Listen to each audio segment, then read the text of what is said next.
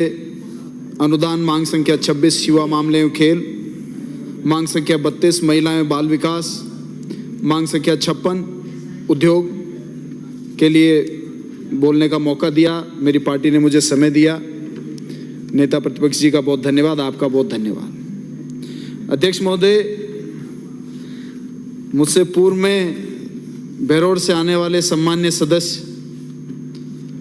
एक बात तो उन्होंने स्वीकार करी, मेरी बात शुरू करने से पहले कहीं मैं भूल जाऊंगा उस बात, कि इनकी पार्टी के पहले ही मुख्यमंत्री बने हैं जिन्होंने सभी घोषणाओं के ऊपर बजट रखा है। पूर्व के मुख्यमंत्री शायद ये नहीं रखते थे, ऐसा इन्होंने आज इस सदन के सामने पहला मुख्यमंत्री इन्होंने घोषणा कर दी है कि ये पहले मुख्यमंत्री हैं जिन्होंने बोला, जिस पर बजट रख दिया। आपके पूर्व के मुख्यमंत्रियों ने नहीं रखा, ये आपने सदन के सामने पूरे राजस्थान की जनता को बताने का काम किया है।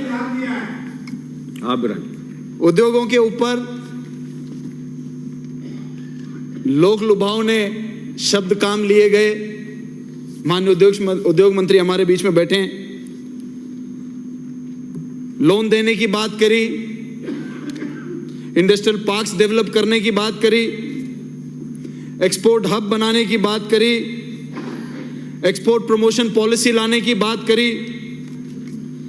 लेकिन मैं माननीय मंत्री जी के सामने एक बात कहना चाहता हूं कि दो चार चीजें और हैं कि जिससे राजस्थान के उद्योग की शक्ति बढ़ सकेगी, राजस्थान के युवाओं की बेरोजगारी की समस्या खत्म हो सकेगी। उसमें पहले और सबसे इंपॉर्टेंट टूल की पॉलिसी, बिल्कुल सही पूर्व सदस्य कह रहे थे कि लोकल व्यक्ति को जब काम मिलेगा इन इंडस्ट्रीज के अंदर, ये जो हम डेवलप करने की कोशिश कर रहे हैं, उसके लिए पॉलिसी लानी पड़ेगी। और लोकल लोगों को जॉब पर रखने के लिए कितना प्रतिशत लोगों को रखा, उसके ऊपर यदि इंडस्ट्री को कोई इंसेंटिव सरकार की तरफ से मिलेगी, कोई मदद मिलेगी, तो निश्चित रूप से वो लुक्रेटिव ऑफर होगा और लोकल लोगों को वो काम पर रखने के प्रयास करेंगे। मुझे लगता है कि यदि कोई इंटरेस्ट के अंदर आपने लोन तो ऑफर किया, लेकिन लोन के ऊपर जो इंटरेस्ट लगता है उसके अंदर कोई छूट दी जाए, इलेक्ट्रिक सप्लाई में प्राइसेस में कोई छूट दी जाए, टैक्सेस के अंदर कोई छूट दी जाए, ताकि व्यापारी के जो इंडस्ट्रियलिस्ट है उसकी कॉस्ट ऑफ प्रोडक्शन कम हो सके और उसको इंडस्ट्रियल सस्टेनेबल मॉडल उसके सामने हो, तभी लुक्रेटिव ऑफर होगा, तभी इंडस्ट्रियलाइजेशन बढ़ेगा। ये बात तो बिल्कुल सही है। अध्यक्ष महोदय, बजट में एक पैरा लिखा गया, बाबा डॉक्टर भीमराव अंबेडकर जी ने कहा था, the key to economic progress and social upliftment lies in industrialisation. By fostering industrial growth we can provide employment, reduce poverty and enhance the standard of living. मतलब कि इंडस्ट्रियलाइजेशन का संपूर्ण समाज को क्या फायदा हो सकता है, किस प्रकार से जॉब क्रिएट हो सकती है, किस प्रकार से आम व्यक्ति की आमदनी बढ़ सकती है, किस प्रकार से पॉवर्टी और ये जो अनएम्प्लॉयमेंट की समस्या खत्म हो सकती है, उसके काम में भी इंडस्ट्री आनी चाहिए। और उसके अंदर सरकार के जो बजट आपने पेश किया है, मुझे लगता है कि इंडस्ट्री को कॉस्ट प्रोडक्शन, लोकल को जॉब देने के ऊपर किसी प्रकार का इंसेंटिव इसके अंदर नहीं है। यदि मंत्री जी इसके ऊपर ध्यान देंगे तो निश्चित रूप से इंडस्ट्रियल ग्रोथ भी होगी और हमारे राजस्थान के जो बेरोजगार युवा हैं, शिक्षित बेरोजगार युवा हैं, उनको इस चीज का फायदा मिलने वाला है। एक बहुत बड़ी प्रॉब्लम जिसकी ओर मुझे लगता है कि पूरे सदन का ध्यान आकर्षण होना चाहिए, इंडस्ट्रियल वेस्ट मैनेजमेंट आज की तारीख में सभी इंडस्ट्रियल कॉरिडोर्स की बहुत बड़ी समस्या बन गई। जितने भी इंडस्ट्रियल एरिया हैं उनके वेस्ट का मैनेजमेंट प्रॉपर नहीं है। उसकी वजह से अब आप समझिए, भीलवाड़ा जिले से मेरा नाता है क्योंकि पूर्व में मैं पार्लियामेंट चुनाव वहां से लड़ा। उस जिले की उस समय की सबसे बड़ी समस्या क्या थी कि भीलवाड़ा में कपड़ा इंडस्ट्री है, लेकिन कपड़ा इंडस्ट्री का जो वेस्ट केमिकल है वो भीलवाड़ा की वाटर टेबल में मिक्स हो चुका है। ग्राउंड वाटर के अंदर कपड़े का केमिकल पूरे भीलवाड़ा जिले के शहर के अंदर मिल चुका है। फ्रेश वाटर नहीं मिलता है। वो तो भला हो तत्कालीन कांग्रेस पार्टी के केंद्रीय मंत्री डॉक्टर सीपी जोशी जी का, जिन्होंने उस समय आज से 10 साल पहले 3,500 करोड़ की चंबल पेयजल योजना भीलवाड़ा में लाए। उससे भीलवाड़ा जिले के गांव-गांव, शहर-शहर के लोगों को शुद्ध पेयजल की व्यवस्था हुई। इसलिए मैं माननीय मंत्री महोदय का ध्यान आकर्षण करना चाहता हूं कि इंडस्ट्रियल वेस्ट मैनेजमेंट एक बहुत क्रूशियल समस्या पैदा होती जा रही है। यदि आपका विभाग इसके ऊपर ध्यान देगा और इसके लिए बजटों का प्रावधान को सही इस्तेमाल करेगा, आप समझिए लोक लुभावनी बातें, 1 डिस्ट्रिक्ट 1 प्रोडक्ट, 1 डिस्ट्रिक्ट 1 गेम, ये मैं पिछले 10 सालों से कम 6 बार यही बातें सुन चुका हूं। सभी सरकारों में ये बातें होती और ये बातें बजट तक ही सीमित रह जाती। आज राजस्थान में नेचुरल स्टोन की बहुत बड़ी इंडस्ट्री है, माइनिंग, उसके ऊपर हालांकि चर्चा कट मोशन के माध्यम से अध्यक्ष महोदय नहीं हो रही, लेकिन पूर्व में जब से जीएसटी लागू हुआ है, जीएसटी लागू होने के बाद में अभी हमारे सदस्य महोदय बता रहे थे कि क्यों इंडस्ट्रीज गुजरात जा रही है, लेकिन जब जीएसटी लागू हुआ तो राजस्थान के नेचुरल स्टोन के साथ में दोगला व्यवहार हुआ और मोरबी गुजरात के अंदर जो टाइल्स का प्रोडक्शन होता है उनको तो कम परसेंटेज के अंदर, कम टैक्स परसेंटेज के अंदर रखा गया, 3% के अंदर, और राजस्थान के अंदर जो नेचुरल स्टोन प्रोड्यूस होता है उसको 28% जीएसटी के स्लैब में रखा गया। उसकी वजह से राजस्थान की माइनिंग इंडस्ट्री, चाहे वो मार्बल की हो चाहे ग्रेनाइट की हो, वो बर्बादी के कगार पे है, चाहे वो सैंडस्टोन की हो अध्यक्ष महोदय। और वहीं मशीन से जो टाइल्स बन रही हैं जिनमें लेबर भी नहीं लग रही है, जिसमें जॉब्स भी क्रिएट नहीं हो रही, वो सारा व्यापार गुजरात चला गया। ये तो देश के प्रधानमंत्री जी के हालात। अध्यक्ष महोदय, खेलों के ऊपर भी आज चर्चा है और हमें बड़े गर्व महसूस होता है कि देश के लिए मेडल लाने वाले ऐसे हमारे मंत्री हैं। तो हम बड़ा अच्छा महसूस करता है कि जिन्हें खेल के बारे में नॉलेज और उनके जिंदगी का एक एक्सपीरियंस, तो निश्चित रूप से खेलों को उनके एक्सपीरियंस का कोई फायदा मिलने वाला है, ऐसी हमें बहुत आशा है और अभिलाषा है। लेकिन 2-4 चीजें इस बजट के अंदर मुझे लगता है कि जो रह गई और मुझे आपको अवगत करानी चाहिए। सबसे पहले बहुत अच्छी लगने वाली एक घोषणा हुई कि खेलों का बजट सीधा दुगना कर दिया गया है। 475 करोड़ से सीधा बढ़ाकर 950 करोड़ कर दिया गया है। फिर मैंने जब इसके नीचे वाले हेड्स देखे, महाराणा प्रताप स्पोर्ट्स यूनिवर्सिटी 250 करोड़, संभागीय स्तर sports college 500 crore, fitness centre 15 crore, साथ के साथ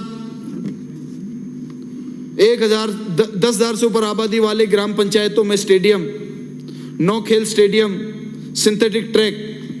तो माननीय मंत्री महोदय, ये बजट तो खेलों का बजट लगता नहीं है, ये तो पीडब्ल्यूडी का बजट लगता है। मुझे भी सौभाग्य प्राप्त हुआ पूर्व में इस विभाग में काम करने का, इसलिए एक भावना है जो मैं आपको अवगत कराना चाहता हूं। इंजीनियरिंग यूनिट आपके विभाग की डेवलप करें, चाहे एक्सचेंज दूसरे इंजीनियरिंग विभाग से आपको डेपुटेशन पर लेना पड़े। मैंने भी प्रयास किए, सारे प्रयास सफल नहीं होते, कुछ प्रयास करते हैं, कुछ प्रयास सफल हो जाते हैं, कुछ प्रयास रह जाते हैं। लेकिन खेल विभाग का अपना इंजीनियरिंग यूनिट डेवलप करें ताकि ये सारे स्टेडियम्स, ये सारे यूनिवर्सिटीज, ये सारे स्पोर्ट्स कॉलेजेस आपकी देखरेख में, खेल विभाग के अधिकारियों, खेल विभाग के लोगों की देखरेख में बने और टेक्निकलिटीज की उसमें कोई समस्या नहीं हो। बाद में आरएसआर, डीसी, पीडब्ल्यूडी बना के दे देंगे, लीपापोती हो जाएगी।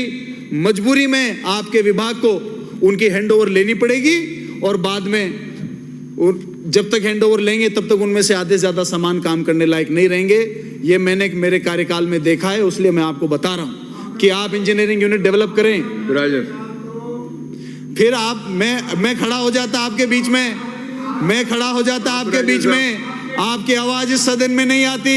माननीय मंत्री महोदय, पूर्व मंत्री महोदय, माननीय सदस्य, अगर मैं आपके बीच में बोलूंगा, मैं अभी तक कोई नेगेटिव बात नहीं कर रहा हूं, मैं कोई नेगेटिव बात नहीं कर रहा हूं, आप रहिए। मुझे इस विभाग से प्रेम है, इसलिए मैं बहुत पॉजिटिव बातें कर रहा हूं। अभी आऊंगा, राजनीतिक बातों पर भी आऊंगा, अभी रुक जाओ। मंत्री मैं चाहता हूं सक्षम है, वो जवाब दे देंगे। आप शांत। मैं चाहता हूं कि खेलों में जो हमारे कार्यकाल में शानदार आयोजन हुए, शानदार कार्यक्रम आए, वो जारी रहें, बल्कि उनसे बेहतर आए, क्योंकि जमाना आगे बढ़ रहा है। हर दिन से टेक्नोलॉजी आगे बढ़ रही है, हर दिन से रिसर्च आगे बढ़ रही है, साइंस का अचीवमेंट हो रहा है। तो क्यों नहीं हमारे खेल, प्रदेश के खेल, उनकी टेक्नोलॉजी, हमारे खिलाड़ियों का परफॉर्मेंस क्यों नहीं आगे बढ़े? तो इसलिए मैं एक सकारात्मक पॉइंट जो मैं आपको बताना चाह रहा हूं, एक आपका हेड है 125 करोड़ का, उसके अंदर इतनी सारी घोषणाएं, 1 district 1 sport, mission Olympic, sports life insurance scheme, sports infrastructure equipments, synthetic track, खेल स्टेडियम 9, शाहपुरा खेल अकेडमी, 4 खेल स्टेडियम, प्रदेश के 10,000 आबादी वाले गांव में खेल स्टेडियम। मुझे लगता है कि ये इतने सारे काम 125 करोड़ कम पड़ेंगे, तो निश्चित रूप से आपको माननीय मुख्यमंत्री जी से इसको और बढ़ाने की बात करनी चाहिए। 10,000 आबादी वाले में स्टेडियम नहीं है, उसमें जिम, आपको जिसमें खेल मैदान लिखा हुआ है, जिम है वहां पे। अच्छा, ओपन जिम बना देंगे यूं? ठीक है, ठीक है। एक इस सदन में चर्चा के दौरान पिछले कार्यकाल में एक योजना हमने बनाई थी, मेजर ध्यानचंद स्टेडियम, क्योंकि अनेकों विधायकों की डिमांड रहती थी, हमारे यहां पर स्टेडियम दे दो, हमारे यहां पर स्टेडियम दे दो। तो मेजर ध्यानचंद योजना को भी इसके अंदर, इसमें क्योंकि कोई विवरण नहीं था, इसलिए मैं आपको बताना चाहता हूं कि वो इस सदन की चर्चा के उपरांत ही योजना बनाई गई।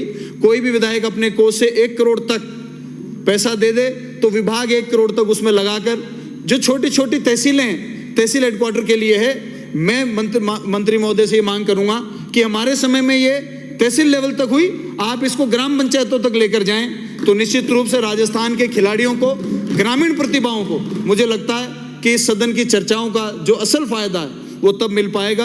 हम तहसील तक लेकर गए, आप ग्राम पंचायतों तक लेकर अगर जा सकेंगे, तो मैं समझता हूं कि आपके अनुभव का राजस्थान के खिलाड़ियों को बहुत फायदा मिलने वाला है। अध्यक्ष महोदय, हमारे कार्यकाल में आउट ऑफ टर्न पॉलिसी के ऊपर अमेंडमेंट्स हुए। ये पॉलिसी तो 2016 में माननीय मंत्री महोदय जो मंद मंद मुस्कुरा रहे हैं, उनकी सरकार में वो मंत्री थे, तब ये पॉलिसी बनी। और मुझे बड़ा खेद है इस बात को कहते हुए कि ये पॉलिसी 5 साल तक पड़ी रही, बनकर लागू हो गई, लेकिन राजस्थान के एक भी उत्कृष्ट खिलाड़ी को इनकी बनाई हुई आउट ऑफ टर्न पॉलिसी के तहत सरकारी नौकरी प्राप्त नहीं हुई। राजस्थान के खिलाड़ियों को कोई फायदा नहीं मिला। जब हमारी सरकार आई, हमारी सरकार के समय में 2020 में हमने इसमें अमेंडमेंट किए। अमेंडमेंट करने के बाद में मुझे इस बात पे गर्व महसूस होता है कि हमारे बचे हुए 3.5 साल के कार्यकाल में 400 से ज्यादा उत्कृष्ट खिलाड़ियों को डायरेक्ट अपॉइंटमेंट मिला, और वो आज राजस्थान सरकार के अंदर अपने खेलों के माध्यम से भी और अपनी दूसरी सेवाओं में भी राजस्थान सरकार की सेवा कर रहे हैं, राजस्थान के लोगों की सेवा कर रहे हैं। लेकिन साथ के साथ मुझे खेद एक और बात का है कि आज 7 महीने आपकी सरकार को हो गया है। इन 7 महीने में सैकड़ों पेंडिंग एप्लीकेशंस पड़ी हुई हैं, लेकिन 7 महीने के अंदर एक भी आउट ऑफ 10 के तहत किसी खिलाड़ी को नई अपॉइंटमेंट नहीं मिली है। ये मैं आपको इस बात से चेताना इसलिए चाहता हूं, क्योंकि जितनी पेंडेंसी बढ़ेगी, लोगों की क्या टेंडेंसी है कि एक, देखिए भैया, बात आपको क्या तकलीफ है? पहली बार आए हो, कितनी बार आए हो सदन में, कितनी बार आए हो? बार बार बीच में बोल रहे हो। मैंने नेगेटिव बात कर रहा हूं, क्या समस्या है? देखिए, मैं आपको कह रहा हूं, अक्सर अगर किसी का जॉब मिलना चाहिए और वो डिले कई महीनों से हो रहा है, तो बीच में दलाल पैदा हो जाते हैं। कई लोग उनको अलग अलग दरवाजा दिखाते हैं कि वो उनका खास है, वो सेक्रेटरी साहब का खास है। तो कई बार ये देखा है कि कई लोग बीच में उन खिलाड़ियों से या उनके घर वालों से पैसा लेने का भी काम कर बैठते हैं। यदि इनमें डिले होगा, तो मेरा आग्रह है माननीय खेल मंत्री से कि इस लिस्ट की तुरंत स्क्रूटनी की जाए। इस लिस्ट के ऊपर चीफ सेक्रेटरी और आपके विभाग साथ में मिलकर इसको फाइनलाइज किया जाए।